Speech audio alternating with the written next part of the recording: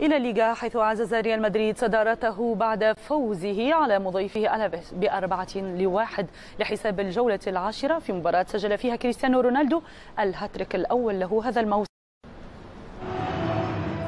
فاز على برشلونة وتعادل مع أتلتيكو مدريد، لكنه لم يقدر على عرقلة ريال مدريد. ألافيس استضاف الملكي الساعي إلى تعزيز الصدارة. بداية المباراة لم تكن كما تمناها زيدان، لأن دفاع فريقه كان هشا وتمكن لاعبو ألافيس من اختراقه.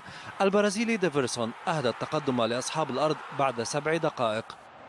سدد جارث بيل وتصدى المدافع بيده.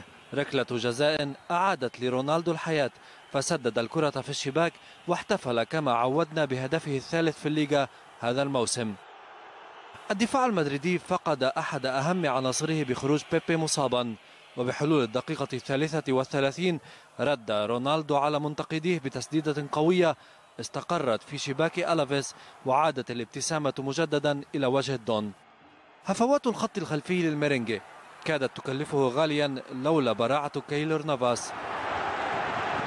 احتجاجات مدرب ألافيس دفعت الحكم إلى طرده قبل أن يحتسب ركلة جزاء ثانية بعد خطأ على رونالدو، لكن CR7 لم يتمكن من تسجيل الهاتريك بعدما تصدى باتشيكو ببراعة ليدخل موراتا بديلا ويستلم تمريرة طويلة من مارسيلو حولها إلى شباك أصحاب الأرض.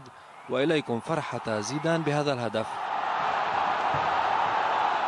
رونالدو أبى إلا يسجل الهاتريك، فتبادل الكرة مع مارسيلو قبل أن يسدد بقوة عند الدقيقة 88.